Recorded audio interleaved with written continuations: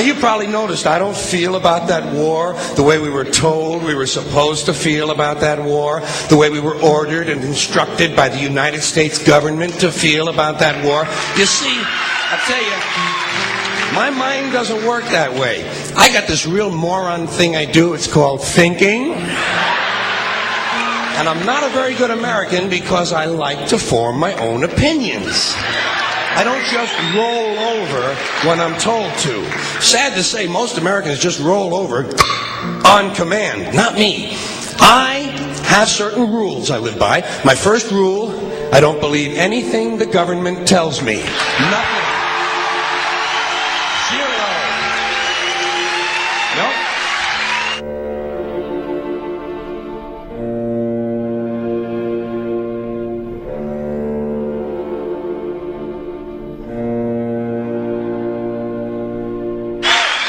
And I don't take very seriously the media or the press in this country, who in the case of the Persian Gulf War were nothing more than unpaid employees of the Department of Defense, and who most of the time function as kind of an unofficial public relations agency for the United States government.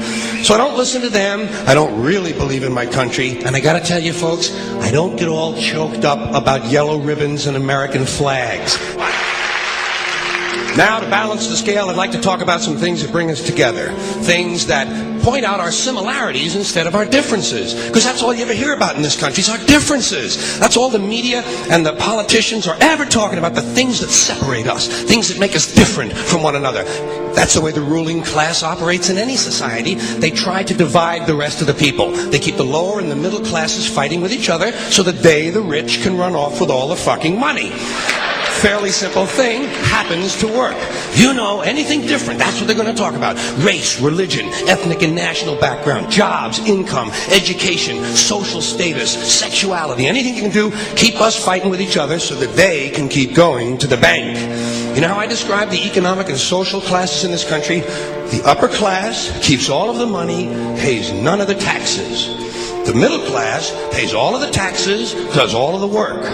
The poor are there just to scare the shit out of the middle class. Keep them showing up at those jobs. Politicians know that word. They use it on you. Politicians have traditionally hidden behind three things: the flag, the Bible, and children. No child left behind. No child left behind. Oh, really? Well, it wasn't long ago you were talking about giving kids a head start. Head start, left behind? Someone's losing fucking ground here. But there's a reason. There's a reason. There's a reason for this. There's a reason education sucks, and it's the same reason that it will never, ever, ever be fixed. It's never going to get any better. Don't look for it. Be happy with what you got. Because the owners of this country don't want that. I'm talking about the real owners now. The big, the wealthy, the real owners, the big wealthy business interests that control things and make all the important decisions. Forget the politicians. They're irrelevant. The politicians are put there to give you the idea that you have freedom of choice. You don't. You have no choice. You have owners. They own you. They own everything. They own all the important land. They own and control the corporations. They've long since bought and paid for the Senate, the Congress, the state houses, the city halls. They got the judges in their back pockets, and they own all the big all the big media companies. So they control just about all of the news and information you get to hear. They got you by the balls. They spend billions of dollars every year lobbying to get what they want. Well, we know what they want. They want more for themselves and less for everybody else. But I'll tell you what they don't want. They don't want a population of citizens capable of critical thinking. They don't want well-informed, well-educated people capable of critical thinking. They're not interested in that. That doesn't help them. That's against their interest. That's right. You know something? They don't want people who are smart enough to sit around the kitchen table and figure out how badly they're getting fucked by a system that threw them overboard 30 fucking years ago. They don't want that. You know what they want? They want obedient workers. Obedient workers.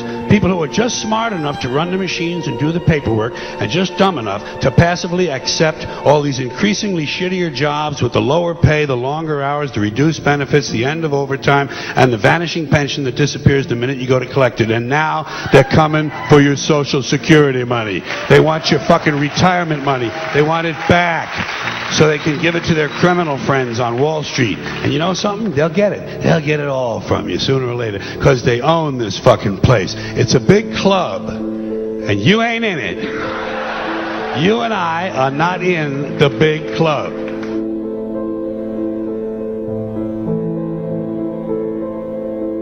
The greatest form of control is where you think you're free when you're being fundamentally manipulated and dictated to.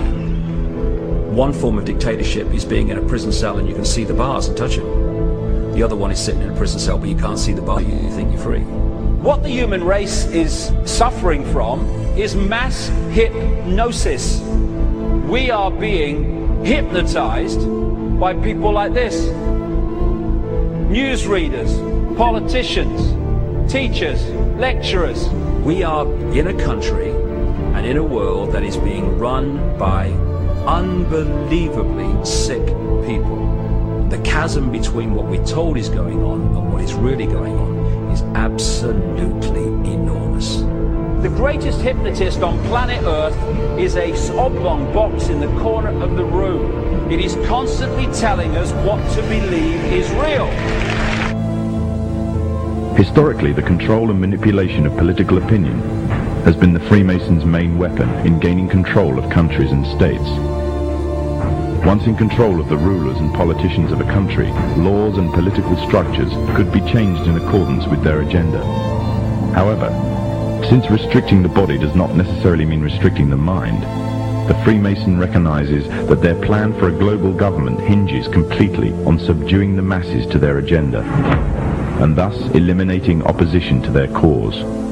And the greatest threat to their plan, posing more danger than any army or law, is the threat of a free-thinking mind. In order to eliminate this threat and to achieve their objective, the Masons have set about the boldest plan ever devised: the complete control of every aspect of human life, your life.